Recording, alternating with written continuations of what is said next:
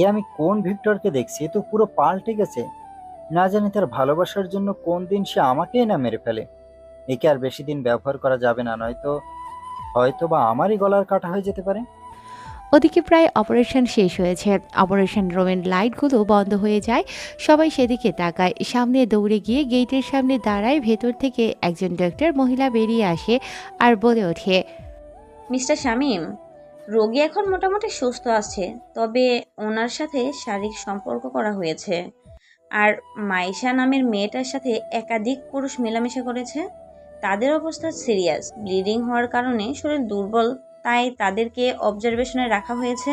শরীরের অবস্থা খুবই বাজে, তবে এর থেকেও মাইশা নামের মেয়েটির অবস্থা আরও সিরিয়াস।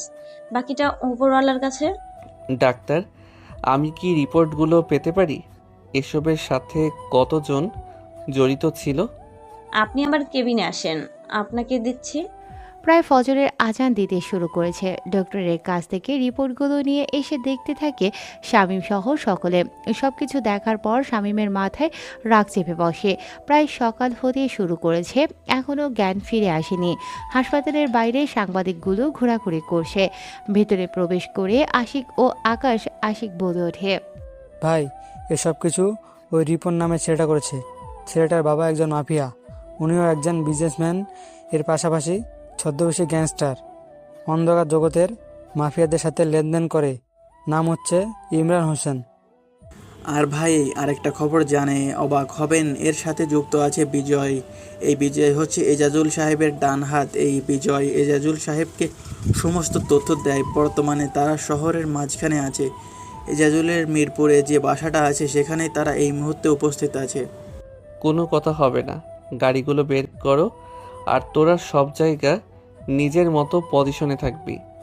ভাই, এই ছেলেটার বাবা অনেক বড় গ্যাংস্টার। জঙ্গলে সিংহ একাই থাকে না, সিংহের সাথে আরও হিংস্র প্রাণী থাকে, কিন্তু দিন শেষে সিংহই জঙ্গলের রাজা হয়ে থাকে। জি ভাই। হাসপাতাল থেকে পরপর বেশ কয়েকটা গাড়ি বের হয়। এতগুলো গাড়ির সারি দেখে সাংবাদিক সহ সাধারণ মানুষ তাজ্জব বনে যায়। সাংবাদিকগুলো কি নিউজ করবে তারা নিজেরাই বুঝতে পারে না, কেননা যাকে নিয়ে নিউজ করবে সেই তো একটা ব্রেকিং নিউজ। তাকে নিয়ে যদি নিউজ করতে যায় আর তারাই যদি দিন শেষে নিউজ হয়ে যায়, সেই ভয়ে আদৌ কোনো খবর প্রচার করবে কিনা সেই ভয়ে আছে। তারপরেও একজন সাংবাদিক বলে ওঠে, বুঝে ওঠা মুশকিল, তবে সব মুশকিলের পাশেই আছে সাংবাদিক। শহরের সবচেয়ে বড় সন্ত্রাস এবং পাওয়ারফুল ব্যক্তি ভিক্টর, যে কিনা গতকাল থেকে হাসপাতালে উপস্থিত রয়েছে। হাসপাতালের ভেতরে কি হচ্ছে, কে আছে, কোনো কিছু এই মুহূর্তে আমরা খবর পাইনি। তবে কিছু একটা শহরের ভেতরে হয়েছে। ভিক্টর অনেক রেগে আছে, মনে হচ্ছে কিছু একটা নিয়ে বেশ গন্ডগোল হচ্ছে শহরের মাঝে। এইমাত্র দেখা আপনাদেরকে জানাচ্ছি যে হাসপাতাল থেকে বেরিয়ে গেল প্রায় 25 থেকে 30টি কালো রঙের গাড়ি নিয়ে কোনো এক অজানা গন্তব্যে ভিক্টর ও তার দল। এই ছিল এই মুহূর্তের পাওয়া আপডেট খবর। এতক্ষণ টিভি নিউজ দেখছিল বিজয়, রিপন সহ বেশ কয়েকজন সাংবাদিকের মুখে। এরকম কথা শুনে মদের গ্লাসটা পড়ে যায় বিজয়ের হাত থেকে আর বলে ওঠে ভয় পেয়ে, রিপন, তুমি এখন এই মুহূর্তে জায়গা থেকে ওঠো যদি বাঁচতে চাও তো। মানে কি? আরে বেটা, খবর দেখলি না? ভিক্টর দল বল নিয়ে বের হয়েছে।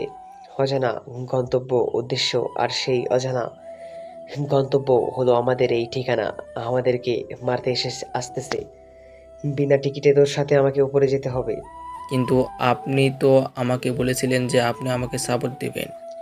আমিও তো তাই ভাবছিলাম, কিন্তু খেলা ঘুরে গেছে বর্তমান। পাগলা পাগলা কুত্তার মতো হয়ে গেছে শামীম।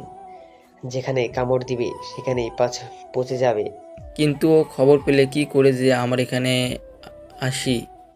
আরে বলো, তুমি এটা কি বলো? যেখানে পুরো বাংলাদেশ তার হাতের মুঠোয়, সেখানে আমরা কোথায় আছি এটা তার কাছে খুঁজে পেতে সময় লাগবে না।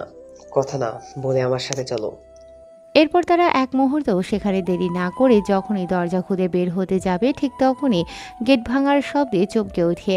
গুলির শব্দে পুরো জায়গাটা কেঁপে ওঠে, যেন বৃষ্টির মতো গুলি আসতে থাকে। সকাল হয়েছে, দিনের বেলা। শহরের মাঝখানে হঠাৎ এরকম গোলাগুলির শব্দে আশেপাশে থাকা মানুষগুলো আতঙ্কে পড়ে যায়।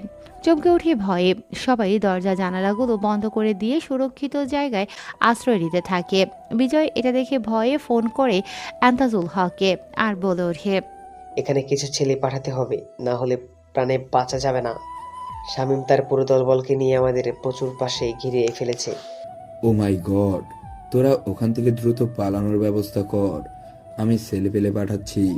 তার ঠিক 5 মিনিটের মাথায় হেলিকপ্টারে প্রায় 20 থেকে 30 জন ছেলে সেখানে নামে। সবার হাতে দেশি ও অস্ত্র চাপাতি, বিভিন্ন আকৃতির ও ডিজাইনের তৈরি করা বিদেশি অস্ত্র। এসব কিছু দেখে মুচকি একটা হাসি দেয় শামীম। এরপর পকেট থেকে একটা সিগারেট বের করে। সেই পুরনো দিনগুলোর মতো কয়েকটা টান দিয়ে সিগারেটের ধোঁয়াগুলো উড়িয়ে দেয়। পায়ের নিচে ফেলে দিয়ে পা দিয়ে পিষে চোখের উপরে আসা চুলগুলোকে হাতের আঙুল দিয়ে সরিয়ে দেয়। মুচকি একটা হাসি দেয়। শামীমের কপালে রুমাল বাঁধা, চোখে রঙিন সানগ্লাস, পরনে একটা টি শার্ট আর রয়েছে একটা দামি লুঙ্গি। তার মুখে রয়েছে একটা ধারালো চাপাতি।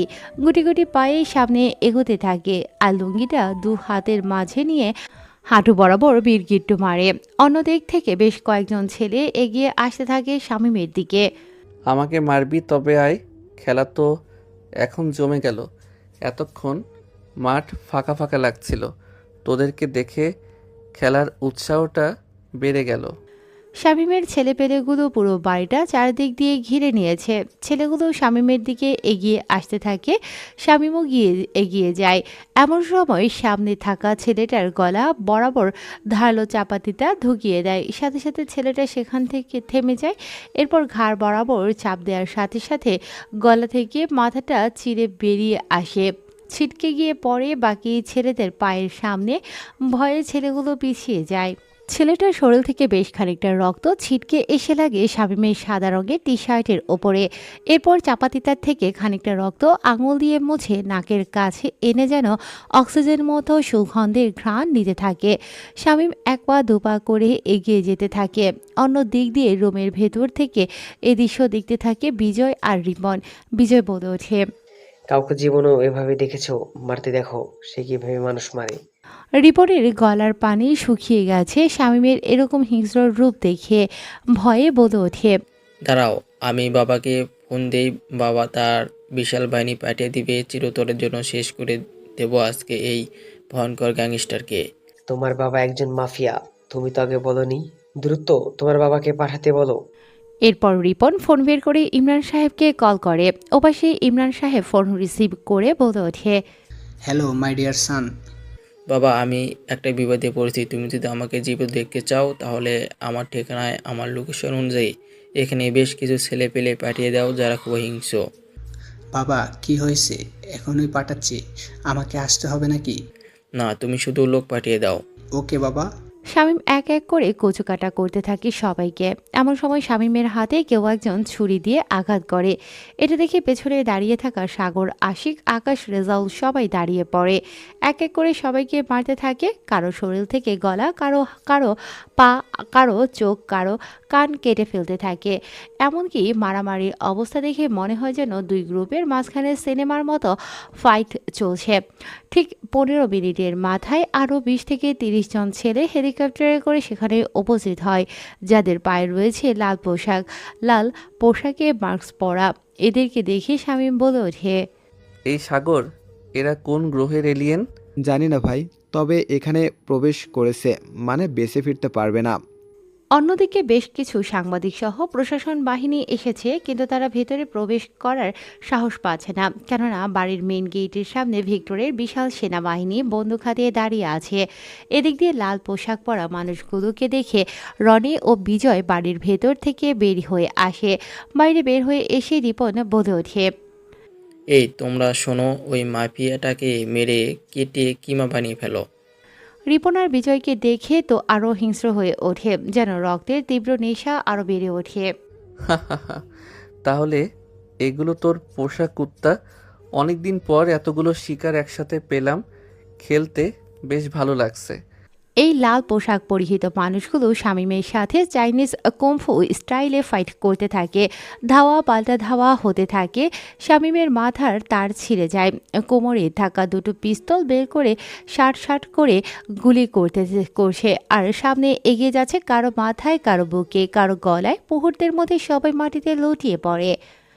বিজয় আর রিপন এই দৃশ্য দেখে যখনই পালাতে যাবে ঠিক তখনই পেছন থেকে দৌড়তে থাকে। শামীম এক পর্যায়ে তাদের সামনে গিয়ে দাঁড়ায়, এরপর তাদের পায়ে দুটো গুলি করে। মাটিতে লুটিয়ে পড়ে বিজয় আর রিপন। রিপন বলে ওঠে, আমাকে ছেড়ে দে শামীম, তুই পানি বেঁচে যাবি। তুই জানিস না আমার বাবা কত বড় মাফিয়া। এটা শোনার সাথে সাথে গুলি লাগার স্থানে পা দিয়ে চেপে ধরে শামীম। তাতেই ব্যথায় কুকড়ে উঠিয়ে বাইরের সাংবাদিকগুলো এই দৃশ্যটা ভিডিও করে লাইভ টেলিকাস্টের মাধ্যমে দেখাতে থাকে। সারা বিশ্ব এটা দেখতে থাকে আর আতঙ্কে আত্মহারা হয়ে ওঠে। দেখতে থাকে একজন পাগল প্রেমিকের পাগলামি। হেসে ওঠে শামীম। আমি হিংস্র, আমি ভয়ঙ্কর, আমি আতঙ্ক, আমি এক হৃদয়হীন ব্যক্তি যে কিনা রক্তের নেশায় সব সময় মেতে ওঠে। মানুষ তার শরীর থেকে পারফিউমের ঘ্রাণ ছড়িয়ে দেয় চতুর্পাশে, আর আমি রক্তের ঘ্রাণ ছড়িয়ে দেই আমার শরীর থেকে। শামীম ভয়ঙ্করভাবে হাসতে থাকে। আরও একটা সিগারেটের জ্বালায় পেছন থেকে সাগর একটা চেয়ার এনে দেয়, পায়ে পা রেখে চেয়ারের উপরে বসে পড়ে। এরপর তার সেই দামি লুঙ্গির উপরে চাপাতির রক্তগুলো মুছে চাপাতি তার নিজের কোমরে গুজে নেয়। এরপর রিপন আর বিজয়কে চেয়ারের সাথে বেঁধে রাখা হয়। বিজয় বলে ওঠে, ভিক্টর প্লিজ তুই আমাদেরকে ছেড়ে দে। আমি কথা দিচ্ছি এই মুহূর্তে দেশে ছেড়ে চলে যাব আর ফিরে আসবো না। যে ভুল করে তাকে ছেড়ে দেওয়া যায়, কিন্তু যে অন্যায় করে তাকে ছেড়ে দেওয়া যায় না। তোরা দুজন অন্যায় করেছিস। তোরা আমার কলিজায় হাত দিয়ে আমার কলিজায় তোরা আঘাত ফেলেছিস। এই কলিজায় হাত দেওয়ার কারণে তোদের হাত আমি কেটে ফেলবো। জাস্ট হাতটা কেটে ফেলবো। শামীম কোনো কথা বলে না। তার চোখে এক হিংস্র তীব্র আগুন জ্বলছে। তাদের হাত পা বেঁধে দেওয়া হয়। বাইরে থেকে সাংবাদিকগুলো ভিডিও করতে থাকে। প্রশাসনের কিছু লোক বাইরে দাঁড়িয়ে আছে, কিন্তু ভিতরে প্রবেশ করার সাহস পায় না। যে যেভাবে পাচ্ছে সাধারণ মানুষ উকি দিয়ে দেখছে। কেউ দেখছে সোশ্যাল মিডিয়ায়, নিউজ চ্যানেলের বিভিন্নভাবে লাইভের মাধ্যমে। এই দৃশ্যটা চোখে পড়ে সাকিব সহ ইমরান এবং ইন্তাজুল সাহেব, স্বরাষ্ট্রমন্ত্রী, আইনমন্ত্রী সকলের চোখে। এই দৃশ্যটা পরে কিন্তু অবাক করা বিষয় হচ্ছে কেউ সেখানে এগিয়ে যাওয়ার সাহস পাচ্ছে না। কেননা সবাই জানে এই ছেলেটা পুরোই মেন্টাল, পুরোই পাগল। যে কথা বলবে মাঝখানে তাকেই মেরে ফেলবে। অন্যদিকে ইমরান সাহেব নিজের ছেলের এরকম অবস্থা দেখে প্রায় পাগল পাড়া হয়ে গেছে। স্বামী বলে ওঠে, তুই আমার ভালোবাসাকে তোর এই নোংরা হাত দিয়ে টাচ করেছিস, তাই না? তারা কথা বলতে পারে না, কেননা তাদের মুখে কাপড় দিয়ে বেঁধে দেয়া। কথাটা বলে রিপনের 2 হাতের 10 আঙুল ছুরি দিয়ে কেটে ফেলে টপটপ করে গাঢ় লাল রক্ত পড়তে থাকে। এই দৃশ্য দেখে সবাই বুকে হাত দেয়। রিপন সাহেব নিজের ছেলের এরকম দৃশ্য দেখে চোখ বন্ধ করে ফেলেছে। ভয়ে মুখ দিয়ে কোনো কথা বের হয় না। এদিকে তুই তোর পুরুষত্বের জোর খাটিয়েছিস, তাই না? কথাটা বলে রিপনের পুরুষত্বটা কেটে ফেলে দেয়। সাথে সাথে গগন কাঁপানো এক চিৎকার দেয়, কিন্তু তার চিৎকার বেরিয়ে আসে না। লাফালাফি শুরু করে। তার যন্ত্রণা আরও ভয়ঙ্কর হয়। তার সেই কাটা ক্ষত স্থানে মরিচের গুঁড়ো ঢেলে দেয়। এরপর পেঁয়াজের রস রিপনের চোখে ঢিল দেয়। সাথে সাথে চোখ থেকে পানি পড়তে থাকে। রিপন এমনিতেই নিস্তেজ হয়ে গেছে। শামীম হেসে ওঠে, কিরে, তুই নাকি আমাকে মারার জন্য সুযোগ খুঁজছিলি? আমি তো তোর সামনে দাঁড়িয়ে আছি, পারলে আমাকে মেরে দেখা। কথাটা বলে বিজয়ের ডান পাটা নিজের রানের ওপরে নেয়। এরপর বিজয়ের ডান পাটার হাঁটু বরাবর চামড়াটা কেটে দেয়। সাথে সাথে গল গল করে রক্ত বের হতে থাকে। এরপর পায়ের গিরা পর্যন্ত চামড়াটা কেটে দেয়।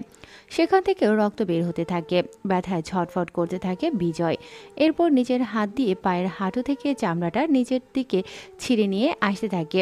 যত নিচের দিকে টানতে থাকে তত চিৎকার দেয়, পায়ের মাংস পর্যন্ত ছিঁড়ে আসতে থাকে। হালকা করে লবণ ছিটে দিচ্ছে, তত বেশি লাফিয়ে ওঠে।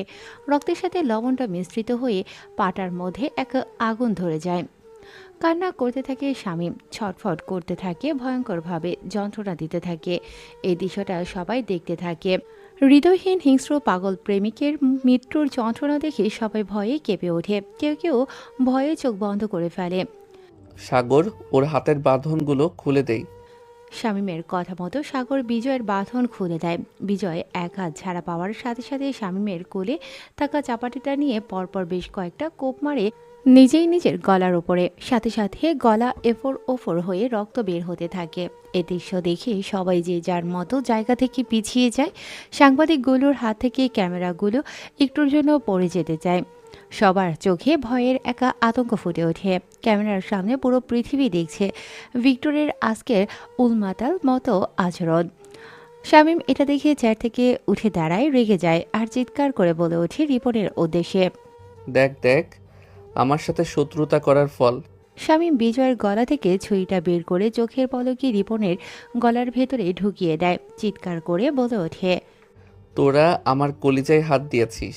আমার কলিজাটা বর্তমান হাসপাতালের বেডে মৃত্যুর সাথে পাঞ্জা লড়ছে। তোদেরকে তো। কথাটা বলে একের পর এক সেই চাপাতি দিয়ে গলার ভেতর বুকের উপর পেটে আঘাত করতে থাকে। এরপর উপর হয়ে বেরিয়ে যেতে থাকে। রক্তগুলো ছিটকে এসে শামীমের শরীরে লাগতে থাকে। অন্যদিকে ইমরান সাহেব নিজের ছেলের এরকম ভয়ঙ্কর মৃত্যু দেখে বুকে হাত দিয়ে স্ট্রোক হয়েছে, সাথে সাথে এখানেই মারা যায় ইমরান সাহেব। অন্যদিকে কোনো কিছু পড়ার শব্দে রুমের ভিতর প্রবেশ করে রেশমা বেগম। রেশমা বেগম দেখে মাটিতে পড়ে আছে ইমরান সাহেব। সামনে তাকাতেই চোখ যায় টিভির দিকে, আর সেখানে দেখতেই পায় নিজের ছেলের রক্তাক্ত শরীর। নিজের ছেলের এরকম রক্তাক্ত শরীর দেখে চিৎকার দেয় আর জ্ঞান হারিয়ে সেখানেই পড়ে যায়। এদিকে শামীম একের পর এক ছুরি দিয়ে আঘাত করতে থাকে। এ দৃশ্য এন্তাজুল হক দেখতে থাকে সকলে। সাগর, এদের শরীরে পেট্রোল ঢেলে দে, আগুন জ্বালিয়ে দে, এদের যেন কোনো অস্তিত্বই না থাকে। শামীমের কথা মতো তাদের শরীরে পেট্রোল দিয়ে আগুন জ্বালিয়ে দিয়ে দাউ দাউ করে আগুন জ্বলতে থাকে। মুহূর্তের মধ্যে তাদের শরীর জ্বলে যায়। এরপর শামীম সেই চাপাতিটা সাগরের হাতে দিয়ে রক্তমাখা শরীর নিয়ে গাড়িতে গিয়ে বসে। মন্ত্রীর বাংলো বাড়ি থেকে পরপর 20টা গাড়ি বের হয়। শামীম সহ তার পুরো দলবল সেখান থেকে চলে যাওয়ার সাথে সাথে প্রশাসন ভিতরে প্রবেশ করে। কিন্তু ততক্ষণে দেহ দুইটা পড়ে ছাই হয়ে গেছে, শুধু তাদের ছাই পড়ে আছে। শামীম তার রক্তমাখা শরীর নিয়ে চলে যায় হসপিটালের ওদিকে। নুসরাত মিটমিট করে চোখ খুলছে। কেবিনের বাইরে বসে আছে সকলে মিলে। ভেতরে থেকে ডাক্তার বের হয়ে এসে বলে ওঠে, মিস্টার শামীম, আপনার রোগীর জ্ঞান ফিরেছে, চাইলে আপনি দেখা করতে পারেন। শামীম সেখানে আর না দাঁড়িয়ে কেবিনের ভেতরে যায়। অন্যদিকে নুসরাতের বাবা মা উপস্থিত হয়েছে হাসপাতালে। পায়ে হেঁটে কেবিনের সামনে গিয়ে দাঁড়ায়। এখনও চোখ বন্ধ করে আছে নুসরাত। শামীম নুসরাতের হাতটা ধরে তারপর হাতের মাঝে চুমো খায়। নুসরাত মিটমিট করে চোখ খুলে তাকাতেই চোখ দিয়ে পানি বেরিয়ে আসে। শামীম কোনো কথা ছাড়াই নুসরাতের কপালে চুমো খায়। নুসরাত তার অক্সিজেন মাস্কটা খুলে দেয়। তুমি এসেছো, আমি তোমার আমানত রক্ষা করতে পারলাম না, পরে তুমি আমায় ক্ষমা করে দিও। নিয়ামত থাকতে আমানতের প্রয়োজন হয় না। তুমি যে আমার কাছে আছো এটাই তো আমার কাছে অনেক বড় নিয়ামত। আমি এই কলঙ্ক মুখ নিয়ে কি করে সমাজের সামনে দাঁড়াবো? তুমি আমাকে কেন বাঁচালে? নুসরাত ছাড়া এই শামীম পৃথিবীতে একা। আমি আমার এই কলঙ্ক তোমার ঘাড়ে চাপাতে চাইলাম, মানুষ তোমায় খারাপ কথা বলবে। আমি তোমার জন্য পুরো পৃথিবীর সাথে লড়তে পারি, আর এটা তো শুধু একটা অ্যাক্সিডেন্ট মাত্র। কথা বলো না প্রিয়। নুসরাত কান্না করতে থাকে। কেবিনের বাইরে থেকে দেখতে থাকে নুসরাতের বাবা মা। সাগর মাইশার কাছে গেছে। নুসরাতের কপালে কপাল রেখে শামীম চোখ বন্ধ করে আছে। শামীম এবার মাইশার কাছে যায়। এরপর সেখানে গিয়ে বলে ওঠে, কেমন আছো মাইশা? তোমার কিচ্ছু হবে না। তোমারই ভাই থাকতে তোমাদের কিছু হতে দেবে না। তুমি আমাকে কেন বাঁচালে? হ্যাঁ, আমি তো বাঁচতে চাই না। এই কলঙ্ক নিয়ে কি করে বেঁচে থাকবে এই সমাজে? তোমরা তো কোনো দোষ করো নাই, তোমরা কেন মরে যাবে? যাদের মরার কথা ছিল তারা এতক্ষণে পরপারে চলে গেছে। তাদেরকে মেরে আর কি করবা? আমাদের যা সর্বনাশ হওয়ার তা তো হয়ে গেছে। আমার তো আর বিয়ে হবে না, এই সমাজের বোঝা হয়ে থাকবো। মাইশার কথা শুনে শামীম চুপ হয়ে আছে। সাগর বলে ওঠে, কে বলেছে তোমার বিয়ে হবে না? আমি তোমাকে বিয়ে করব, তুমি আমার বউ হবে। আজকে আমি অসহায় দেখে আমাকে করুণা করছেন? না, করুণা না, এটা সত্যি। আমি তোমাকে ভালোবাসি, কিন্তু ভয়ে প্রকাশ করতে পারিনি। যদি তুমি আমাকে মেনে না নাও সে ভয়ে। কিন্তু আর কোনো কিন্তু না, এখন চুপচাপ থাকো। শামীম নুসরাতের কাছে যায় আর সেখানে গিয়ে বসে। নুসরাতের হাতটা ধরে চুপচাপ হয়ে আছে। এমন সময় নুসরাত বলে ওঠে, এ কি, তোমার পোশাকে এত রক্ত কেন? কিসের রক্ত? কি হয়েছে তোমার? এই রক্ত তো সেই জানোয়ারগুলোর, যারা তোমার সাথে অসভ্যতামি করেছে। তারা জানে না কার কলিজায় হাত দিয়েছে। কি করেছো তুমি তাদের সাথে? তাদের বুকের ভেতর থেকে কলিজাটা বের করে এনেছি, কারণ ওই কলিজাটায় ওদের একটু বেশি সাহস ছিল, যার কারণে ও তোমার দিকে চোখ তুলে তাকিয়েছে। আমি জানি তুমি তাদেরকে মেরে ফেলেছো। তুমি এখন যাও, ফ্রেশ হয়ে খাওয়া দাওয়া করে রেস্ট নাও। কিন্তু আর কোনো কিন্তু না, বাবা মা তো এখানে আছে। ঠিক আছে। তারপর শামীম হাসপাতাল থেকে বের হয়ে যায় ফ্রেশ হওয়ার জন্য। অন্যদিকে রেশমা বেগম স্বামী সন্তান হারিয়ে প্রায় নিঃস্ব হয়ে গেছে। রেশমা বেগম প্রতিশোধ নেবে মন স্থির করে ফেলে। বাংলাদেশ খুব শীঘ্রই আসবে রেশমা বেগম। উনি আরও বলে ওঠে, কামাল, তুমি বাংলাদেশে থাকার মাফিয়াদের সাথে কন্টাক্ট করো। আমি বাংলাদেশে যেতে চাই, প্রতিশোধ নিব, কঠিন ভয়ঙ্কর মৃত্যু দিব ওই মাফিয়াটাকে। স্বামী বাড়িতে চলে যায় ফ্রেশ হতে থাকে। এদিকে ইন্তাজুল হক বেশ ভয় পেয়েছে।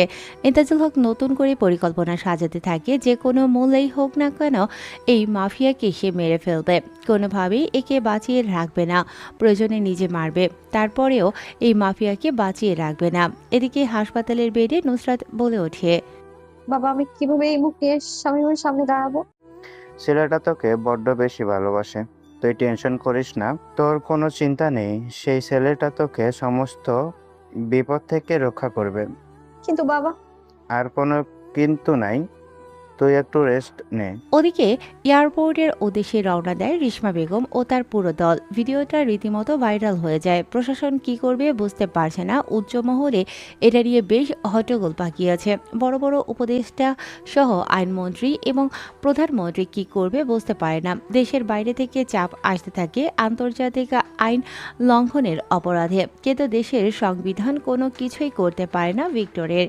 শামীম দ্রুত চলে যায় হাসপাতালে। সেখানে গিয়ে আবারও নুসরাতের পাশে দাঁড়ায়। হাসপাতাল থেকে তাদেরকে ছেড়ে দেওয়া হয় পরের দিন।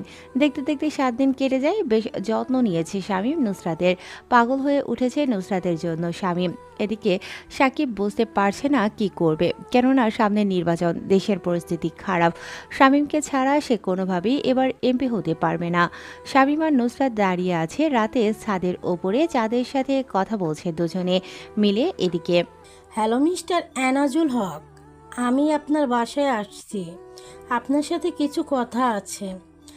কিন্তু আমি তো আপনাকে চিনতে পারলাম না। আমি এসে আপনার সাথে কথা বলছি বলে কলটা কেটে দেয়। রেশমা বেগম ছাদের উপরে দাঁড়িয়ে রাতের তারার সাথে চাঁদের আকাশ দেখছে। নুসরাত মোটামুটি সুস্থ। নুসরাত বলে ওঠে, শোনো না, চলো না আমরা এসব ছেড়ে অনেক দূরে কোথাও চলে যাই, যেখানে শুধু তুমি আর আমি সুখে সংসার করব। কিন্তু এটা হয় না নুসরাত। আমি চলে গেলে সাধারণ মানুষদের ন্যায় বিচার পাইয়ে দেওয়ার মতো কেউ থাকবে না। দেশের আইন দেখে নেবে। আইন? কোন আইনের কথা বলছো? যে আইন টেবিলের নিচে এবং রাতের আধারে বিক্রি হয়ে যায়। ভুলে যেও না, বড় বড় নেতাগুলো যাদেরকে পতিত বলে, তাদের কাছেই রাতের আধারে গিয়ে দেহের ক্ষুধা মেটায়। তারাই দিনের বেলা তাদেরকে বলে গালি দেয়। কিন্তু আমি তোমায় হারাতে চাই না, আমি তোমায় বড্ড বেশি ভালোবাসি। আমিও তোমাকে অনেক ভালোবাসি, কিন্তু জন্ম মৃত্যু তো উপর থেকে লেখা, ডাক আসলে তো যেতে হবে। নুসরাত শামীমকে জড়িয়ে ধরে, এরপর তার কপালে চুমু খায়। অন্যদিকে রেশমা বেগম শহরে ঢুকেছে। গন্তব্য ইন্তাজুল হকের বাড়ি। নিজ গন্তব্যে পৌঁছে যায়। ইন্তাজুল হকের বাসায় গিয়ে গেটের সামনে গাড়ি থামে। দারোয়ান গেট খুলে দেয়, বাড়ির ভেতরে প্রবেশ করে। এরপর মন্ত্রীর পিএ রেশমা বেগমকে রিসিভ করে নিয়ে যায় ড্রয়িং রুমে। অনুমতি ছাড়াই পায়ে পা রেখে বসে পড়ে রেশমা বেগম। বলে ওঠে, আমি রেশমা বেগম, আমি প্রতিশোধ নিতে এসেছি, আমার স্বামী ও সন্তানের খুনের প্রতিশোধ। কিন্তু আপনার ছেলেকে আর আপনার স্বামীকে আমি তো চিনি না। আমি হচ্ছি এদেশের মন্ত্রী। আমি সব কিছু জানি। আমার ছেলের নাম রিপন। আপনাদের পরিকল্পনা অনুযায়ী কাজ করেছিল। আমার সমস্ত লোক রেডি আছে, আপনি শুধু আপনার প্ল্যান জানাবেন। আপনার সাথে হাত মিলিয়ে আমি ওকে চিরদিনের জন্য শেষ করে দিতে চাই, ওর অস্তিত্ব মিশিয়ে দিতে চাই। আমার সমস্ত কিছু রেডি করা আছে। ওকে আইনের সাহায্যে কোনো কিছু করতে পারবো না, বা প্রশাসন কিংবা রাজনৈতিক কোনো কিছুরই উপর প্রভাব ফেলতে পারবে না, কারণ ওর পাওয়ার আর ক্ষমতা সম্পর্কে কারো ধারণা নেই। সে একটা পাগল সাইকো মেন্টাল। সে কখন কি করে সে নিজেও জানে না। তাকে পরিকল্পনা করে মারতে হবে, তাকে একা করে দিয়ে মারতে হবে, কারণ তার দলবল থেকে তাকে আলাদা করতে হবে। তো ঠিক আছে, তার দলের কিছু ছেলেকে কিনে নিন। এটা সম্ভব না। ও তাদেরকে এমনভাবে ট্রেনিং দিয়েছে তারা কোনোভাবে বিশ্বাসঘাতকতা করবে না। তবে একজনকে কিনতে পারলে বাকিরা এমনিই চলে আসবে। আপনি প্ল্যান করতে থাকুন আর আমার থাকার ব্যবস্থা করুন আপনার বাড়িতে। এন্তাজুল হক অবাক হয়। এই প্রথম কোনো ডেঞ্জারাস মহিলা দেখলো যে কিনা তার চোখে চোখ রেখে কথা বলছে। এন্তাজুল হক চোখের ইশারা দেয় তার পিয়নকে। এরপর তিনি রেশমা বেগমকে নিয়ে যায় একটা গেস্ট রুমে। পরের দিন সকালে তাদের আড্ডাখানায় আড্ডা দিচ্ছে, এমন সময় সেখানে সাকিব এসে উপস্থিত হয় আর বলে ওঠে, শামীম, তুই কি করছিস আমি বুঝতেছি না। তুই কি চাস আমি নির্বাচনে হেরে যাই? এই নির্বাচনে এবার মন্ত্রী, এমপি বেশ কয়েকজন মিলে উঠে পড়ে লেগেছে। আমার পেছনে সবাই পড়ে আছে, আর তুই কিনা পড়ে আছিস একটা মেয়ের পেছনে। এরকম হলে তো আমার সব স্বপ্ন শেষ হয়ে যাবে। আমি অনেক বড় হতে চাই, ক্ষমতাবান ব্যক্তি হতে চাই, পুরো সিস্টেম আমার দখলে চলবে। এরপর এখানে আমি আমার নিজের একটা সিংহাসন তৈরি করব, যেখানে আমি বিভিন্ন অবৈধ ব্যবসা করব, কোটি কোটি টাকার মালিক হব। তোর জন্য যদি আমার কোনো স্বপ্ন অপূরণ থাকে, তাহলে তোকেও কিন্তু আমি আর বাঁচিয়ে রাখবো না। তুই যেই ধর্ষিতা মেয়ের পেছনে পড়ে আছিস, তাকে সহ তোকে মেরে ফেলবো, বলে রাখলাম কথাটা। ধর্ষিতার কথাটা শুনিয়ে শামীম রেগে যায়। শামীম নিজের কোমর থেকে পিস্তলটা বের করে সাকিবের কপাল বরাবর চেপে ধরে। হঠাৎ এমন হওয়াতে থমকে যায় সবাই। সাকিব চোখগুলো বড় বড় করে ফেলে। শামীম বলে ওঠে, জাস্ট শ্যুট করে দেব, এখানেই মেরে ফেলবো তোকে। তুই যদি আর একটা আমার ভালোবাসার নামে খারাপ কথা বলিস। শামীম ভাই শান্ত হও তুমি। সাকিব ভাই তুমি এদিকে আসো। আরে ছাড় তুই আমাকে, কাজটা তুই ভালো করলি না শামীম, এর মূল্য তোকে দিতে হবে। আরে যা যা, তুই কি বাল করতে পারিস আমিও দেখে নিব। তুই আমাকে ছাড়া তো জিরো। ঠিক আছে, আমিও তোকে দেখিয়ে দিব তোকে ছাড়াও এই সাকিব চলতে পারে। কথাটা বলে চলে যায় সাকিব। এটা দেখে আকাশ, আশিক, রেজাউল বলে ওঠে, ভাই কাজটা কি ঠিক হলো তার সাথে ঝামেলা করে? আর দেখছিস না সে আমাকে দিয়ে তার অসৎ উদ্দেশ্য ব্যবহার করতে চায়। কিন্তু ভাই এখন কি করবে? পরে দেখা যাবে, এখন খেলায় মন দে। এরপর তারা ক্রামবোর্ড খেলতে থাকে। রেগে আগুন হয়ে গেছে সাকিব। এতদিন যাকে নিজের হাতে তৈরি করেছে সেই কিনা আজকে তার মাথায় বন্দুক ধরেছে। ভীষণ রেগে আছে সাকিব। কোনোভাবেই মেনে নিতে পারছে না শামীমের এই বেয়াদবি। আজকে সাকিব বুঝতে পারছে এতদিন দুধ দিয়ে সে কালসাপ বসেছে। এদিকে এখানকার ঝামেলা দেখে কেউ একজন মুচকি একটা হাসি দিয়ে সরে পড়ে সেখান থেকে। টেবিলের উপরে থাকা স্মার্টফোনটা বেজে ওঠে। ফোনের স্ক্রিনে তাকিয়ে দেখতে পায় একটা কল এসেছে। নামটা খুব পরিচিত। নামটা দেখে মুচকি একটা হাসি দেয়। তারপর তড়িঘড়ি করে কলটা রিসিভ করতে ওপাশ থেকে বলে ওঠে, হ্যালো স্যার, খেলা এখানে জমে উঠেছে। আজকে ঝামেলা হয়েছে শামীম আর সাকিবের মাঝে। এখন এই আগুনে যদি তেল ঢালতে পারেন তাহলে দাউ দাউ করে জ্বলবে। মাঝখানে আপনি হবেন লাভবান। আপনাকে একটা ভিডিও পাঠাচ্ছি, ভিডিওটা ভালো করে দেখবেন আর ঘটনার ফায়দা তুলবেন। আমার অ্যাকাউন্টে যেন টাকাটা চলে যায়। টাকা পেয়ে যাবি তুই তোর অ্যাকাউন্টে। এতক্ষণ চলে গেছে। আর শোন, তুই খবর দিতে থাক। Okay sir. এন্তাজুল হক ভিডিওটা দেখে বেশ একটা রহস্যময় মাস্টারমাইন্ড হাসি দেয়। তারপর ভিডিওটা এগিয়ে দেয় রেশমা বেগমের দিকে। রেশমা বেগম ভিডিওটা দেখে এখন সময় হাসি দেয় আর চিৎকার করে বলে ওঠে, খেলা তো এখন জমবে, আর এই খেলাতে বিজয়ী হব আমি। শুধুই আমি। খুব শীঘ্রই দেখা হচ্ছে ভিক্টর, তোর সাথে খেলার ময়দানে। এই বলে দুজনে মদ খেতে থাকে। কোথায় আছে না মেয়েরা পারে না এমন কোনো কাজ নেই। তারা যেমন ভাঙতে পারে তেমনই জোড়া লাগাতে পারে। রেশমা বেগম বলে ওঠে, ছেলেটার সাথে একটা মিটিং ফেস করো। এই সাকিবকে কিনতে পারলে পুরো দলকে কেনা যাবে। তারপর আমি আমার প্ল্যান বলবো। ওকে ঠিক আছে। দুজনেই মদ খেয়ে পুরো মাতাল হয়ে গেছে, কেউ নিজেদের ধ্যানে নেই। দুজনেই মাতাল হয়ে সেন্সলেস হয়ে গেছে। ইন্তাজুল হক গিয়ে রিশমা বেগমের পাশে গিয়ে বসে, এরপর হাতটা ধরে আর গালের মধ্যে স্লাইড করতে থাকে। রিশমা বেগম সেটা অনুভব করতে থাকে। ইন্তাজুল হক এবার রিশমা বেগমকে কুলে তুলে নেয়, এরপর সিঁড়ি দিয়ে টালমাটাল অবস্থায় যেতে থাকে। তারপর নিজের বেডরুমের বিছানার উপর ফেলে দেয় রিশমা বেগমকে। গুটি গুটি পায়ে এগোতে থাকে আর মিউজিক বাজিয়ে দেয়। এরপর নিজের পরনে থাকা টি শার্টটা খুলে ফেলে। দুজনে মাতাল হয়ে মাতলামি করছে, তারা নিজেও জানে না মদের প্রভাবে তারা কি করতে চলেছে। ইন্তাজুল হক রিশমা বেগমের নাভির ওপরে থাকা শাড়িটা সরিয়ে দিয়ে চুমু দেয়। রিশমা বেগম কেঁপে ওঠে। এরপর ধীরে ধীরে তারা দুজন দুজনকে আলিঙ্গনের মাধ্যমে একসাথে বেঁধে নিতে থাকে।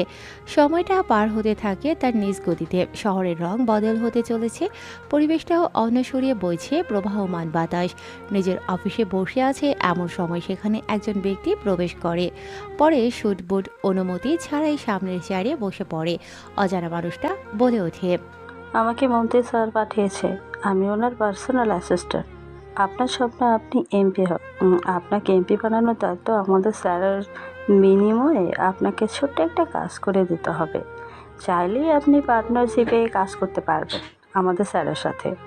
আপনাকে ইনভাইট করতে বলেছে, তাই ইনভাইট করে গেলাম।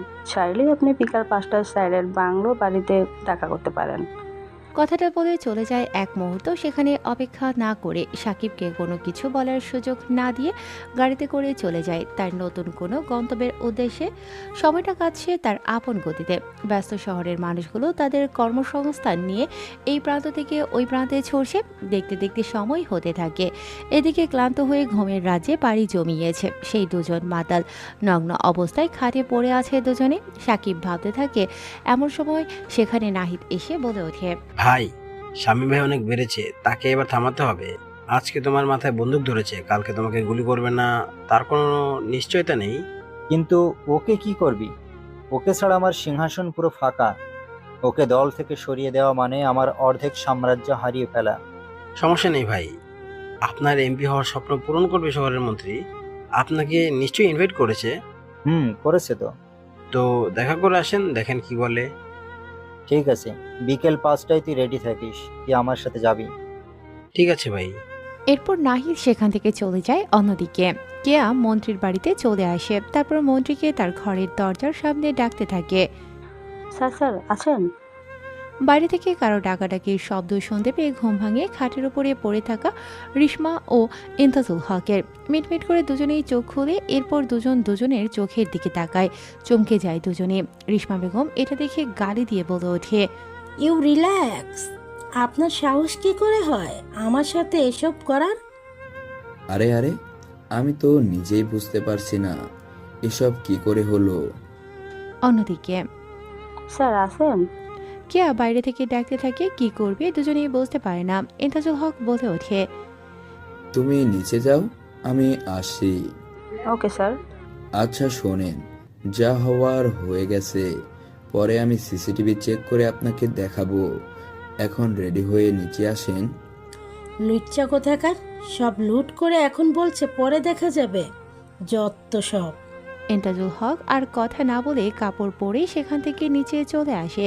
নিচে এসে সোফায় বসে পড়ে। তার ঠিক কিছুক্ষণ পর রিশমা বেগম নিচে এসে উপস্থিত হয়। কেয়া বলে ওঠে, উনি আসতে চেয়েছে এখানে আপনাদের সাথে মিটিং করতে। সময় তো হয়ে গেছে প্রায়।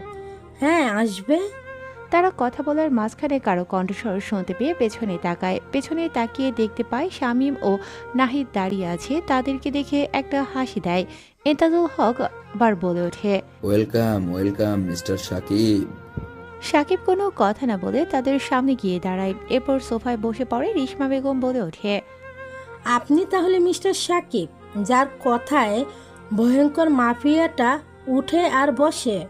উপস, সরি সরি। আগে উঠত এবং বসত, এখন আপনার মাথায় বন্দুক ঠেকিয়ে ধরেছে। রিশমা বেগম যেন কাটা খাইয়ে হালকা করে লবণ ছিটিয়ে দিল। একথা শুনে সাকিব খামচে ধরে সোফার সিটের সিট বালিশ। দেখুন, সময় থাকতে সাবধান হয়ে যান, কারণ ওই মালটা শুধু একজন মাফিয়া নয়, এখন হিংস্র এক দানব হয়ে উঠেছে। আপনি না হয় কোনোদিন ওই শিকার হয়ে যান, বলা যায় না। তো এখন আমাকে কি করতে হবে? আপনাকে তেমন কিছু করতে হবে না, আমাদের সাথে হাত মিলাতে হবে। চাইলে আপনি পার্টনারশিপে বিজনেস করতে পারেন। আপনার স্বপ্ন আপনি এমপি হবেন, আপনাকে এমপি বানানোর দায়িত্ব আমার। কিভাবে? আপনি শুধু এই মাফিয়াটাকে আমাদের পাতানো ফাঁদে ফেলবেন, ওকে পৃথিবী থেকে সরিয়ে দিব। বিনিময়ে আপনি বিশাল একটা সিংহাসন পাবেন, যেখানে সারা জীবন রাজত্ব করতে পারবেন। আপনাকে আর কতজন চেনে, কিন্তু এই মাফিয়াটাকে সারা পৃথিবী চিনে। ভেবে দেখেন মিস্টার সাকিব, নিজেদের মধ্যে শত্রুতামি না করে বরং শত্রুকে সরিয়ে দিয়ে নিজেরাই যদি পার্টনারশিপে বিজনেস করি, তাহলে আমাদের ঠেকাতে পারবে এমন কেউ নেই এ দেশে। ভাই রাজি হয়ে যাও, স্বপ্ন এবার পূরণের পালা। কিন্তু শামীম যদি এটা জানতে পারে, তাহলে আমাদেরকে আর জীবিত রাখবে না, বরং মাটিতে দাফন করে ফেলবে। এই কথা শুনে রেশমা বেগম হেসে উঠে আর বলে ওঠে, আরে মিস্টার, খেলা তো এখন হবে। ওকে মারার আগে ওর সাথে ড্রামা করব, সিনেমা করব, অ্যাক্টিং করব, তারপর তোকে মারব। মানে কি? আমি শুনেছিলাম ভিক্টর অনাথ, তুমি তাকে বড় করেছ। সে তার পরিচয় জানে না। আমি তার মাঝে তার সাথে অভিনয় করব, আর তুমি শুধু এটুটুক বলবে যে আমি ওর আসল মা। এরপর আমার প্রতি ওর ধীরে ধীরে আমার মায়া বাড়বে। এরপর তাকে আমি আমার বাড়িতে নিয়ে যাওয়ার জন্য রাতে যখন রওনা দিব, ঠিক সেখানেই তার শেষ সমাধি হবে। সবাই মিলে তাকে সেদিন শেষ করে দিব। আর বাকি প্ল্যানটা আমি বলি, তোমার দলে যতজন আছে সবাইকে বড় বড় লোভ দেখিয়ে নিজের দলে নিয়ে আসো, তাহলেই কাজ হয়ে যাবে। আমি রাজি আছি, তবে সত্য একটা, আমাকে এমপি বানাতে হবে, সাথে পার্টনারশিপে আমার সাথে কাজ করতে হবে। ঠিক আছে, খেলা তাহলে শুরু করা যাক। এরপর তারা চারজন মিলে হাত এক জায়গায় করে হাত মেলায়। এরপর সবাই চলে যায়। দেখতে দেখতে সন্ধ্যা হয়েছে। সন্ধ্যায় বের হয়েছে নুসরাত, শামীম, সাগর, মাইশা। তারা চারজন ঘুরতে থাকে। চলুন তারা তাদের মতো কথা বলুক, বর্তমান থেকে একটু ঘুরে আসি। আপনাদের নিশ্চয় মনে আছে, আশিক আকাশ কলিমকে পদ্মা সেতুর উপরে মেরে ফেলার পর শহরে হইচই পড়ে গিয়েছিল। পুলিশ অফিসার সৈকত সহ সবাই ঘটনাটা তদন্ত করতে থাকে। ভালো করে নিখুঁত করার পর তদন্ত করে জানতে পারে সেখানে উপস্থিত হয়েছিল ভিক্টর। ইন্সপেক্টর সৈকত বেশ কিছু সাংবাদিক মিডিয়ার সামনে দাঁড়িয়ে আছে। তার সামনে রাখা হয়েছে অনেকগুলো ক্যামেরা ও মাইক্রোফোন। ইন্সপেক্টর সৈকত বলে ওঠে, আপনাদের নিশ্চয়ই মনে আছে, শহরে ইদানিং খুনের সংখ্যা বেড়েছে। এ পর্যন্ত বেশ কয়েক জায়গায় খুন ভয়ঙ্করভাবে খুন হয়েছে। বেশ কিছু মানুষ, তাদের প্রত্যেকের লাশের পাশে একটা করে চিহ্ন পাওয়া গেছে। আপনি এর আগে বলেছিলেন, কিন্তু প্রকাশ করেননি। আমরা জানতে চাই মূলত এই খুনগুলো করার উদ্দেশ্য কি, এবং দেশের পরিস্থিতি এর থেকে ভয়ঙ্কর হতে পারে কিনা সে বিষয়ে আমাদের একটু তথ্য জানাবেন। আমরা এখন পর্যন্ত ঠিকভাবে সিদ্ধান্ত নিতে পারছি না কে এই খুনগুলো করেছে। ভয় দেখানোর জন্য করেছে, নাকি প্রতিশোধ নেওয়ার জন্য, নাকি প্রতিহিংসা থেকে, সেটা আমরা বুঝতে পারছি না। তবে এতটুকু বুঝতে পারি, আপনারা নিশ্চয়ই ভিক্টর নামের একজন শ্রেষ্ঠ সন্ত্রাসীর নাম শুনেছেন, যার নামে শুধু দেশ নয়, দেশের বাইরে বাকিগুলো দেশ কেঁপে উঠত।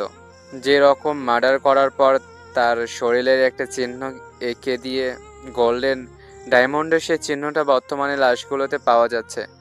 আমরা শিওর না, কারণ বিগত সময়ের ভিক্টরকে কিছু দুষ্কৃতী মিলে কয়েকটা মাফিয়া চক্র একসাথে আক্রমণ করে তাকে সহ তার পরিবারকে মেরে ফেলেছিল। আমি সেটা তদন্ত করে জানতে পারি সেখানে তার বন্ধু ও প্রেমিকাও মারা গেছে। এর চেয়েও ভয়ঙ্কর তথ্য হচ্ছে, আমরা তার ডেড বডি খুঁজে পাইনি। এমনকি সে যে মিসিং হয়েছে, পরবর্তীতে তার ডেড বডিটা কোথাও পাওয়া যাবে এরকম কোনো আলামত আমরা পাইনি। এখন থেকে বলা যায় ভিক্টর প্রতিশোধ নেওয়ার জন্য ফিরে এসেছে, অথবা ভিক্টরের নাম করে ভয় দেখানোর জন্য কেউ এই খুনগুলো করছে। আচ্ছা স্যার, তাহলে আপনার কি মনে হয় যে খুনের সংখ্যা আরও বাড়তে পারে? খুনের সংখ্যা অবশ্য বাড়বে, এটা দেখে বোঝা যাচ্ছে। কেননা যদি এই মাফিয়া ভিক্টর ফিরে আসে, তাহলে তার আগমন হবে ভয়ঙ্কর। এবং তাকে ধরা শুধু মুশকিল নয়, বরং অসম্ভব। আর যদি ওনার নাম ভাঙিয়ে কেউ মার্ডার করে থাকে, তবে অতি শীঘ্রই আমরা আশা করতে পারি তাকে ধরতে পারবো। আরও কিছু তথ্য জানার ছিল। সরি, আর কোনো কিছু তথ্য দেওয়া সম্ভব না। কথাটা বলে চলে যায় সাংবাদিক। প্রেস ক্লাব থেকে ইন্সপেক্টর সৈকত। সাংবাদিক তার মাইক্রোফোনটা হাতে নিয়ে আবার বলে ওঠে, রীতিমতো শহরের রঙিন এক রংধনু উঠেছে সন্ধ্যাবেলায়। পশ্চিম আকাশে সূর্যটা অস্ত যায় মেঘ ভাষা দমনে। রাতের আধারে বের হয় হিংস্র মায়াবী মানুষগুলো, যারা শুধু অন্ধকার রাতে বের হয়। তারা সাধারণ মানুষ নয়, তাই তারা অন্ধকারে বের হয় না, বের হয় গভীর রজনীতে। ইতিমধ্যে আপনারা সব কিছু জানতে পেরেছেন। দেশে হারিয়ে যাওয়া সেই পুরনো মাফিয়া ফিরে এসেছে, অথবা কেউ কপি করে এই খুনগুলো করছে। শহরের অবস্থা তো খারাপ, দেশের পরিস্থিতিও খারাপ হয়ে গেছে। যদি নিউজ দেখতে আমাদের চ্যানেলটি ভিজিট করুন www.com Mithun story two টমা diary. সাংবাদিকগুলো নিজের মতো করে খবর প্রচার করতে থাকে। হারিয়ে যাওয়া মাফিয়া ফিরে এসেছে শুনে গরিব অসহায় বস্তিতে থাকা মানুষগুলোর মুখে হাসি ফুটেছে। আর শহরের দালান কোঠোয় থাকা বড় বড় রাজপ্রাসাদে থাকা মানুষগুলোর মুখে এক আতঙ্কের চিহ্ন ফুটে উঠেছে। কেননা পুরনো মাফিয়া ভিক্টর ফিরে আসা মানে তাদের মিত্র ফিরে আসা। শহরটা প্রতিদিনের মতোই তার ঠিক গন্তব্যেই চলছে। কর্মসংস্থানে পরিশ্রম করা মানুষগুলো প্রতিদিন কর্মসংস্থানে গিয়ে পরিশ্রম করছে। ব্যস্ত এই শহরে কেউ কারো খবর নেয় না। দেশ বিদেশ থেকে রপ্তানি ও আমদানি করা হয় চট্টগ্রাম বিমানবন্দর দিয়ে, কেউ বা সমুদ্র বন্দর দিয়ে। সেখানে শুধু লক্ষ লক্ষ টাকার মাল আমদানি রপ্তানি করা হয় না, বরং কোটি কোটি টাকার মাল রপ্তানি আমদানি করা হয়। সন্ধ্যা হয়েছে। চট্টগ্রাম বন্দরে চতুর্পাশে হালকা আলোয় আলোকিত হয়েছে, চতুর্পাশে বাতি জ্বলছে। কন্টেনারে নিয়ে আসা মালগুলো রিসিভ করা হচ্ছে। স্বয়ং উপস্থিত আছে চট্টগ্রাম বন্দরের সভাপতি ও বর্তমান দায়িত্বে থাকা এবং ইনভেস্টরের সাথে একজন বিজনেসম্যান নাহিদ ইসলাম। ভুলে গেছেন নাকি গল্পে থাকা সেই নাহিদকে? গল্পে কেবল মজা আয়েগা, মজা তো নাহি জায়গা, তো সবাই গল্প শুনেগা।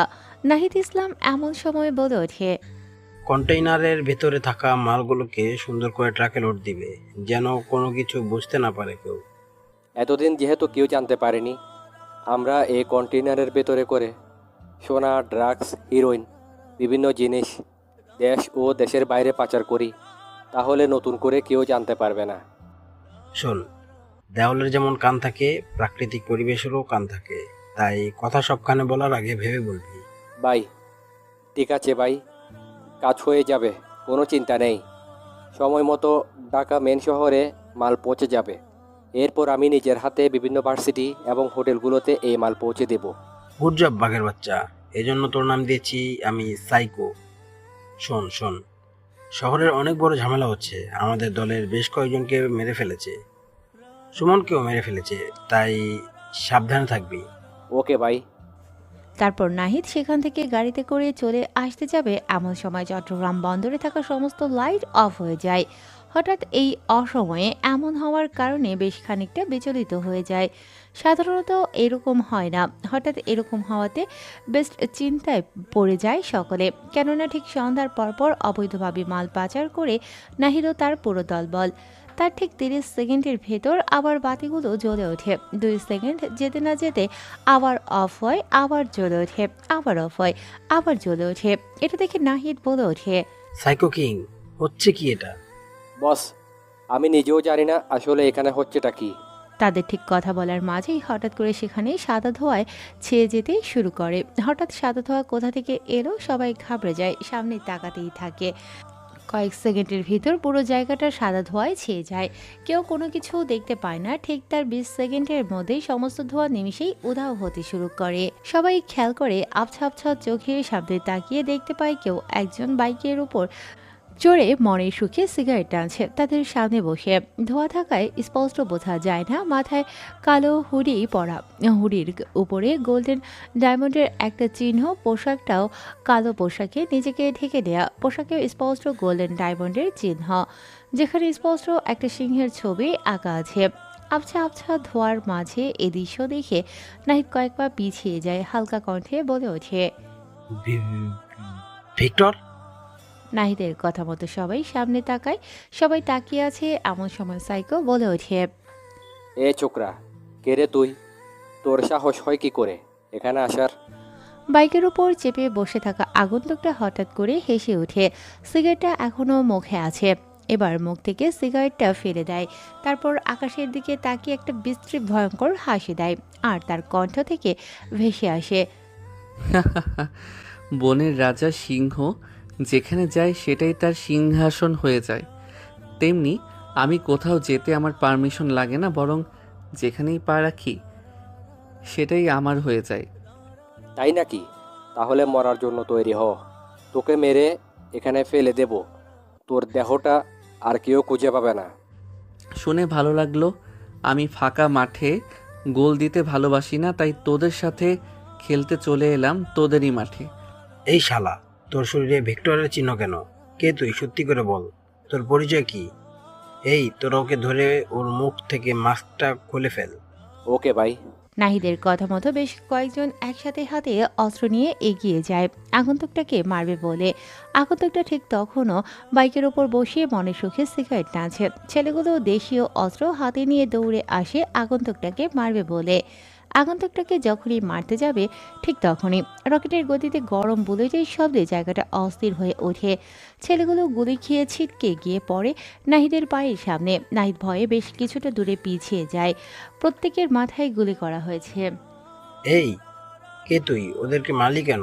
তোর পরিচয় কি? সত্যি করে বল। পরিচয় আপাতত ধরে নে, তোর মৃত্যু দিতে এসেছি আমি। তোকে এখান থেকে বেঁচে ফিরতে দিব না। তুই জানিস না তুই কার লোকদের গায়ে হাত তুলেছিস? তোরা দাঁড়িয়ে কেন? এই শালাকে কেটে টুকরো টুকরো করে এই বন্দরে ফেলে রাখবি।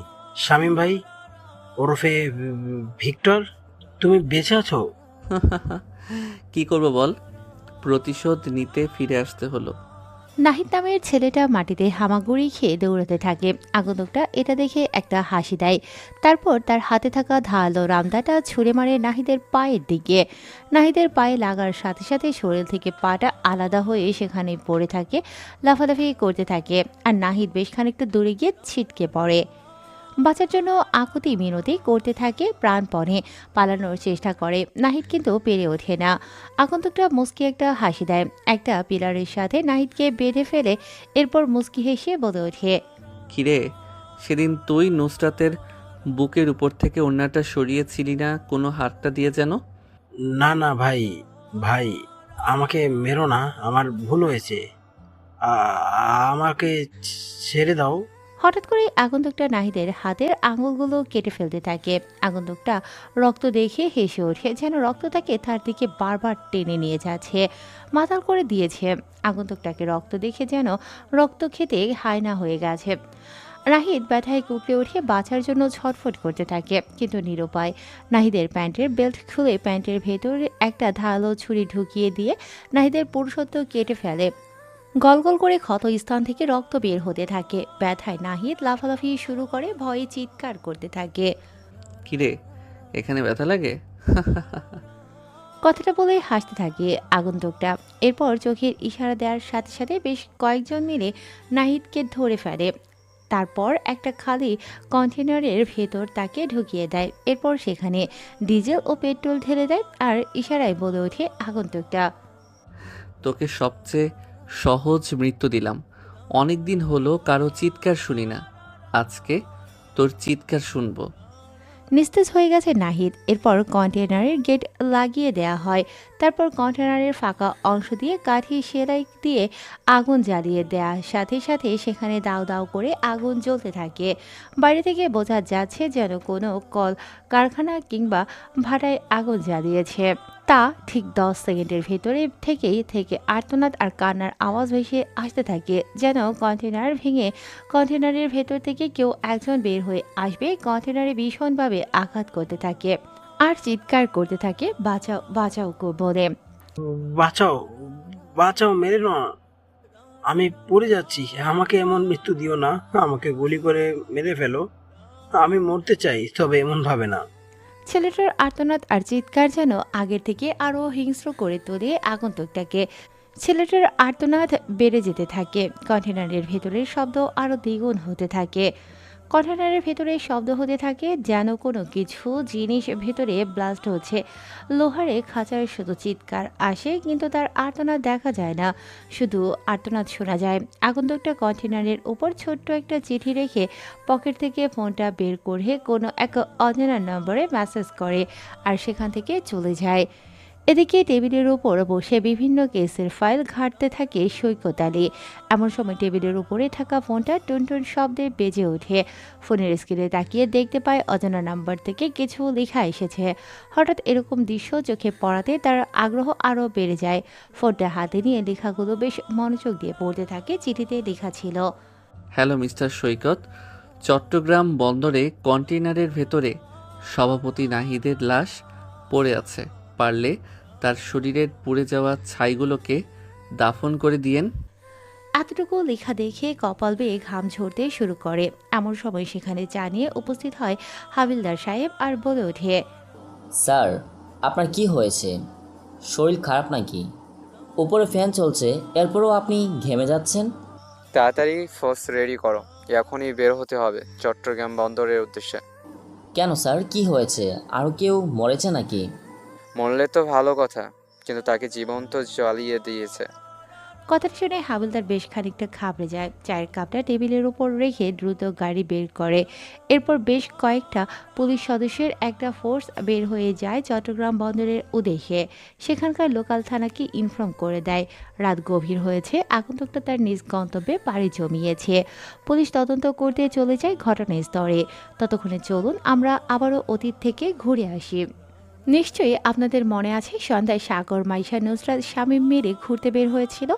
এরপর তারা ঘোরাঘুরি করতে থাকে। ঘোরাঘুরি শেষে এক পর্যায়ে যখন তারা বাড়িতে আসতে যাবে, ঠিক তখনই শামীমের চোখ যায় রাস্তার মাঝখান দিয়ে আনমনে হেঁটে যাচ্ছে একটা মধ্যবয়সী মহিলা।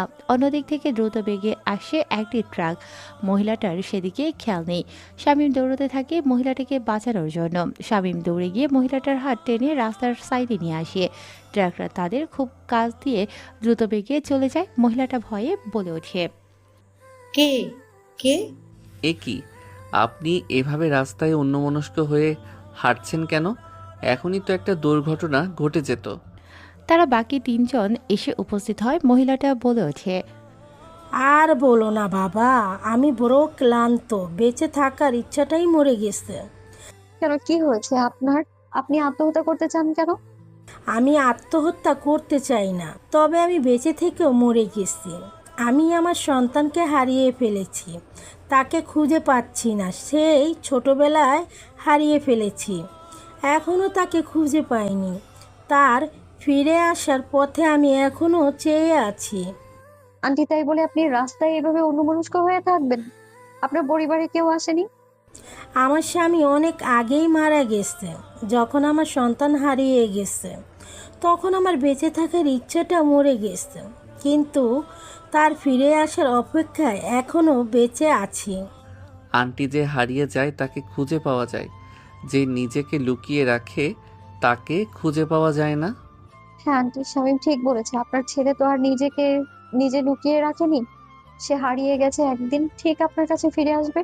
মহিলাটা বেশ ক্লান্ত হয়েছে, তাকে ক্লান্ত দেখাচ্ছে। এটা দেখে সাগর বলে ওঠে, শামীম ভাই, ওনাকে দেখে তো মনে হচ্ছে উনি বেশ ক্লান্ত। এক কাজ করি, ওনাকে জিজ্ঞাসা করি উনি যাবে কোথায়, না হলে আমাদের সাথে নিয়ে যাই। আচ্ছা আচ্ছা, দাঁড়াও, আমি জিজ্ঞাসা করছি। আচ্ছা আন্টি, আপনি যে একা এখানে এসেছেন, আপনি তো এইভাবে খুঁজে পাবেন না। আপনাকে দেখে মনে হচ্ছে আপনি অনেক ক্লান্ত। না মা, আমার ছেলেকে যে করেই হোক খুঁজে বের করতেই হবে। আপনি থাকবেন কোথায়? মহিলাটা কিছু বলতে যাবে তার আগে জ্ঞান হারিয়ে ফেলে। কোনো উপায় না পেয়ে মহিলাটাকে নিয়ে নিজের বাড়িতে চলে আসে শামীম। এখানে আগে থেকেই উপস্থিত আছে সবাই, এমনকি সাকিব আর নাহিদ। মহিলাটাকে দেখে মুস্কি একটা হাসি দেয়। মহিলাটাকে খাটের উপর শুইয়ে দেয়। বাইরে থেকে সবাই ভেতরে প্রবেশ করে। আশিক আকাশ জিজ্ঞাসা করে, ভাই কি হয়েছে? কে উনি? জানি না তো। তাহলে ভাই ওনাকে পেলে কোথায়, যদি পরে পুলিশে ঝামেলা হয়? আকাশ ভাই, তোমরা থামো, ভয়ের কিছু নেই। উনি ওনার সন্তানকে খুঁজতে এসেছে। জ্ঞান হারিয়ে রাস্তায় পড়ে যাচ্ছিল, তাই নিয়ে এসেছি আমি, এখানে উনি কিছুদিন থাকবে। ও ঠিক আছে ভাবি। আচ্ছা তাহলে আমি ডাক্তারে ডেকে নিয়ে আসি। যাও। এরপর ডক্টর আসে কিছুক্ষণ পরে, তারপর মহিলাটাকে কিছু মেডিসিন দেয়, যেগুলো নিয়ে আসার জন্য বলে। ডক্টর চলে যায়, মহিলাটা মোটামুটি সুস্থ হয়। মহিলাটা পুরো বাড়িটা দেখতে থাকে, তারপর বলে ওঠে, এটা কার বাসা? তোমরা আমাকে কোথায় নিয়ে এলে? আমাকে তো আমার ছেলেকে খুঁজতে যেতে হবে। আপনি এখানে বসুন, আপনার ছেলেকে খুঁজতে যেতে হবে না। এখানে সবাইকে দেখছেন না, এনারা আপনার ছেলেকে খুঁজে দেবে, এনারা এই শহরের সবকিছু চেনে। তোমরা আমার ছেলেকে চিনবে কি করে? আমার ছেলে তো ছোট্ট ছিল, এই যে আমার ছেলের ছোটবেলার ছবি। তারপর মহিলাটার কাছ থেকে সবাই এক এক করে ছবিটা দেখতে থাকে। এক পর্যায়ে সাকিবের হাতে ছবিটা যায়। সাকিব ছবিটা হাতে নেওয়ার সাথে সাথে চমকে যায়। সাকিব সেদিনের পর শামীমের সাথে কথা কাটাকাটির পর সন্ধ্যায় এসে ঝামেলা মিটমাট করে নেয়। আবার তারা একসাথে কাজ করবে বলে ঠিক করে। তাই সাকিব সেখানে উপস্থিত ছিল। সাকিব বলে ওঠে, এ কি, এই ছেলে তো। কি হলো? কি হলো বাবা? তুমি কি চেনো ছেলেকে? হ্যাঁ মানে, আর ওই কি। কি সব বলছো ভাই? যদি তুমি কোনো কিছু জানো তো বলে দাও, তাহলে ছেলেটাকে খুঁজে পেতে সুবিধা হবে। না মানে, এই ছেলেকে তোমরা খুঁজবে আর কি, এই ছেলে তো তোমাদের চোখের সামনেই আছে। মানে? মানে এই ছেলে আর কেউ না, এই ছেলেটা হচ্ছে শামীম। শামীম ছোটবেলায় এরকমই ছিল, তার ছবি আমার কাছে আছে। শামীম কে বাবা? তাকে আমি যখন ছোটবেলায় পাই তখন তাকে আমি শামীম নাম দিয়েছিলাম। এ হচ্ছে আপনার হারিয়ে যাওয়া সন্তান। পরিস্থিতি অনেকটা কঠিন মুহূর্তে এসে দাঁড়িয়েছে। সাকিবের কথা মতো মহিলাটা দৌড়ে গিয়ে শামীমকে জড়িয়ে ধরে। শামীম বুঝতে পারে না সে কি রিয়েকশন দেবে।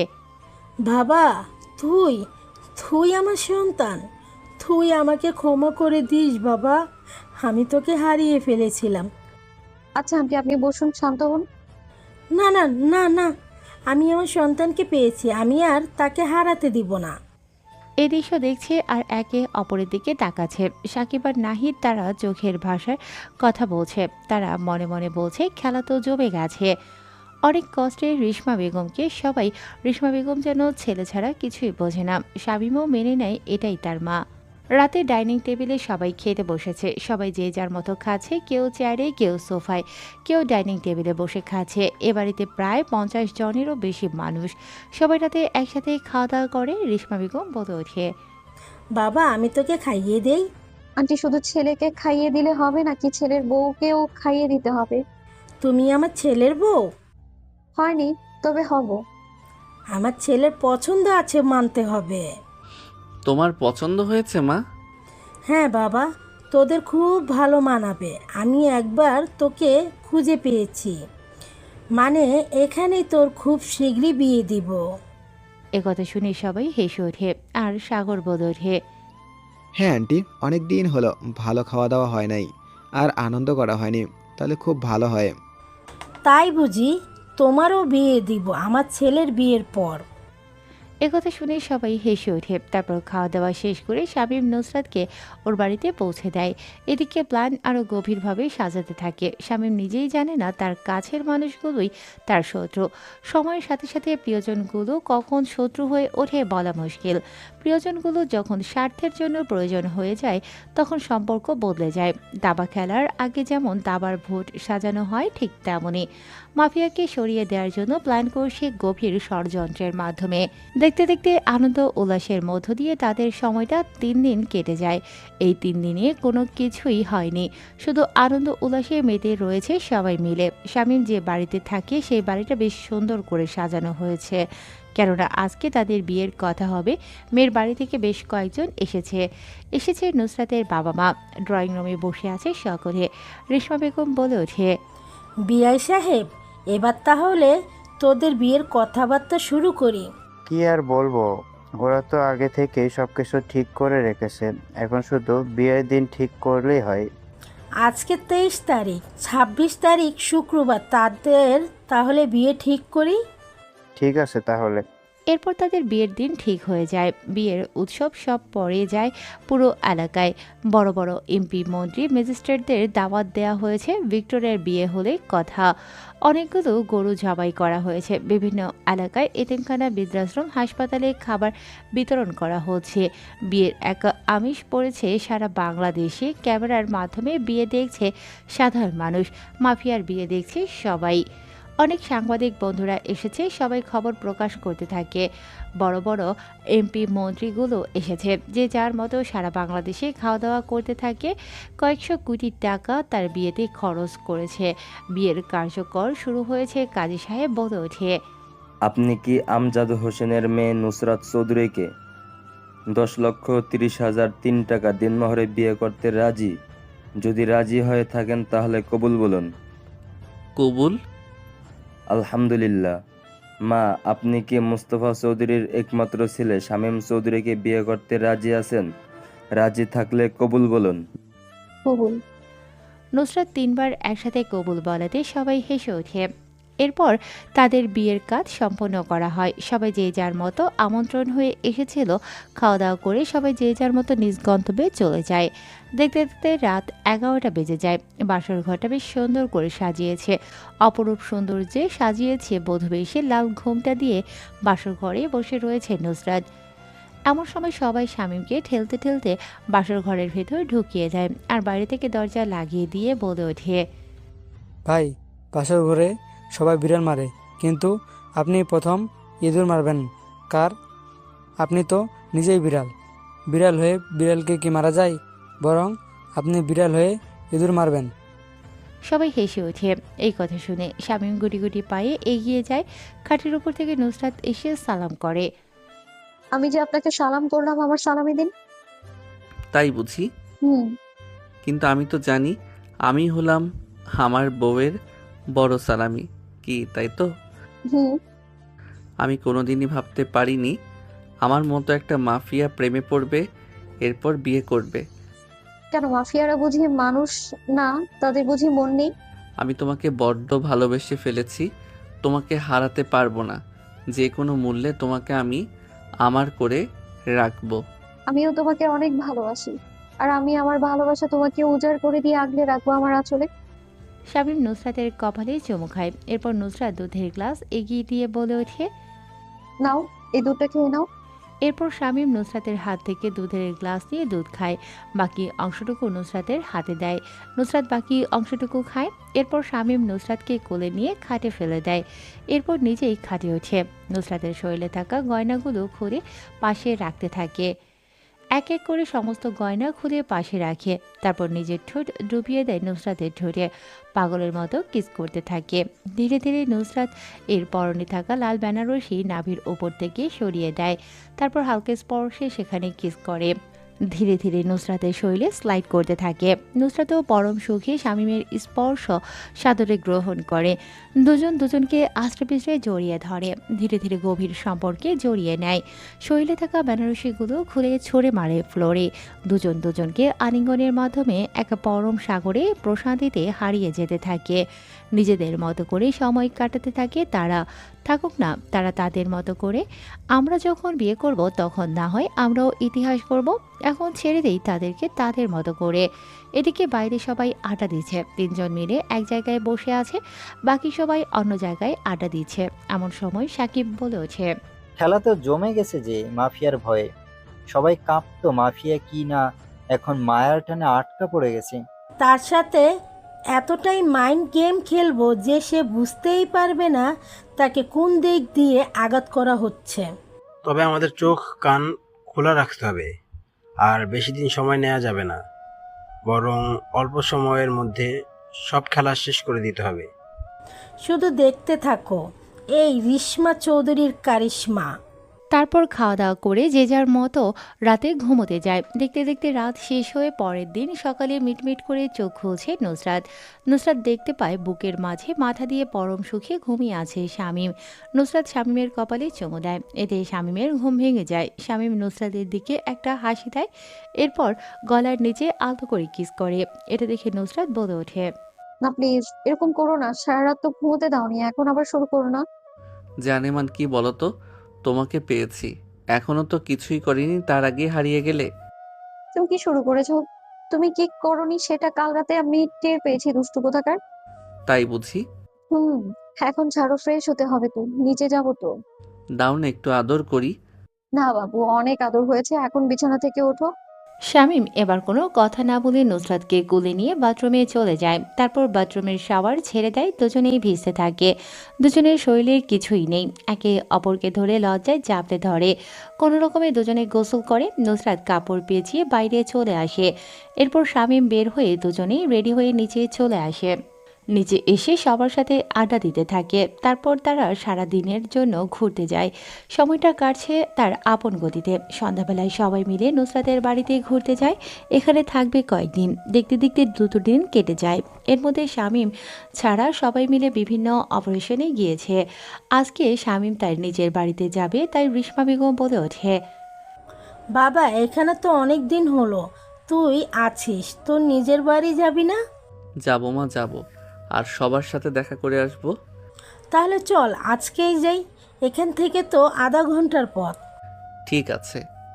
রেশমা বেগম মুচকি একটা হাসি দেয়, যেন সে যুদ্ধের ময়দানে জয়ী হয়ে একটা বিশাল আশ্বাস পেয়েছে, যেন এতদিনের সংগ্রাম লড়াই অবশেষে শেষ হবে আজকে।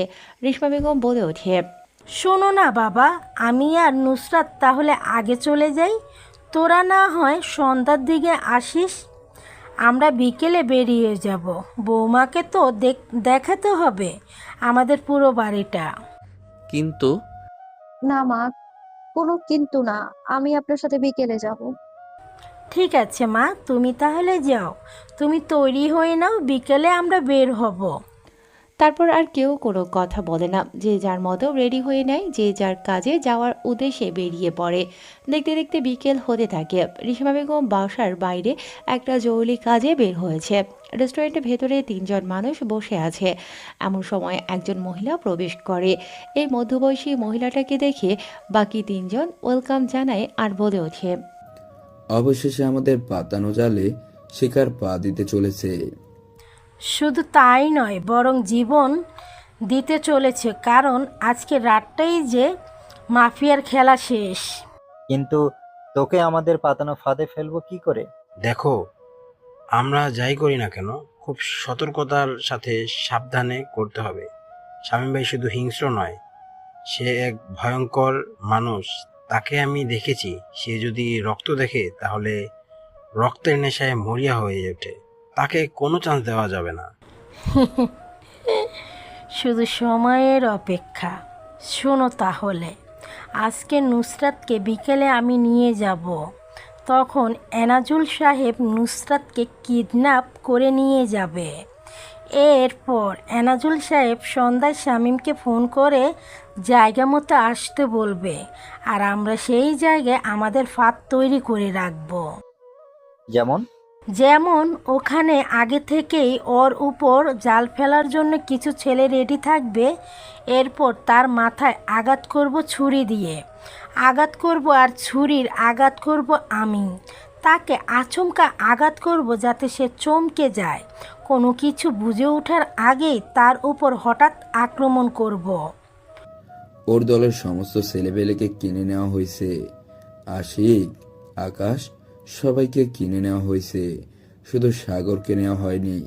তাই শামীমের সাথে সাথে সাগরকেও মেরে ফেলতে হবে। ও কোনো আমাদের কাছে বিক্রি হয়নি। ওকে আমরা বলিনি, কারণ ও কোনোদিন বিশ্বাসঘাতকতা করবে না ভাইয়ের সাথে। ও যদি বলে দেয় ভাইকে, তাই ওকে কোনো কিছু আমরা জানাইনি। ভাইয়ের সাথে সাথে ওকে মেরে ফেলবো। তারপর তারা কথা বলতে থাকে। সবাই প্ল্যান গুছিয়ে কোন জায়গায় কী করতে হবে সবকিছু রেডি করে যে যার গন্তব্যে বেরিয়ে পড়ে। দেখতে দেখতে সন্ধ্যা হতে শুরু করেছে। বিকেল হয়েছে। বাড়ি থেকে রওনা দিয়েছে নুসরাত আর রেশমা বেগম। শামীম সন্ধ্যায় যাবে বলে তার দরকারি কাজে বেরিয়ে পড়ে। নুসরাত আর রেশমা বেগম গল্প করতে করতে যেতে থাকে। অন্যদিকে চলুন তাহলে আমরা আরেকটু বর্তমান থেকে ঘুরে আসি। আপনাদের নিশ্চয় মনে আছে নাহিদকে সেই কন্টেনারে আগুন জ্বালিয়ে দেওয়ার পরে ইন্সপেক্টর সৈকতকে সেই আগন্তুকটার SMS এর মাধ্যমে চিঠি পাঠিয়েছিল। তারা গাড়িতে যাচ্ছিল। কিছু সময়ের ভেতরে তারা তাদের পুরো পুলিশ ডিপার্টমেন্ট এবং পুলিশ অফিসার নিয়ে সেই ঘটনাস্থলে পৌঁছে যায়। চতুর্পাশে আইন শৃঙ্খলা বাহিনী ঘিরে রেখেছে, সিল করে দেওয়া হয়েছে বিভিন্ন জায়গা। বেশ কিছু সাংবাদিক এসেছে, সাংবাদিকগুলো রেডি হয়ে আছে তাদের ক্যামেরা নিয়ে, শুধুমাত্র খবর প্রচার করবে বলে বাস পাখির মতো ঘটনাস্থলে দেখে তাকিয়ে আছে। ইন্সপেক্টর সৈকত বলে ওঠে, আপনারা এই কন্ট্রাক্টটা খুলুন, তার আগে কিছু প্রমাণ খুঁজে নিন। স্যার, কন্টেনারের উপর থেকে এই চিঠিটা খুঁজে পেয়েছি। কি লেখা আছে আমি জানি না। দেখি। এরপর ইন্সপেক্টর সৈকত সেই চিঠির খামটা ছিঁড়ে সেখান থেকে একটা সাদা কাগজ বের করে সাদা কাগজের ভাঁজ খুলে স্পষ্ট লেখা দেখতে পায়। কালো রঙের পেন্ট করা সেখানে লেখা আছে, আমি ভিক্টর, নতুন এক রূপে ফিরে এসেছি আগন্তুকের বেশে। আমি ঝড়, আমি তুফান, আমার নেই অস্তিত্ব, আমার নেই ছায়া, আমি শুধুমাত্র এক ধোঁয়াশা। পারলে আমার হাত থেকে তোরা বেঁচে দেখা। চিঠিটা পড়ে একটা দীর্ঘশ্বাস ফেলে ইন্সপেক্টর সৈকত, কেননা ইন্সপেক্টর সৈকত বুঝতে পেরেছে সে প্রতিশোধ নেয়ার জন্য ভিক্টর ফিরে এসেছে। ইন্সপেক্টর সৈকত হাবিলদারকে বলে ওঠে,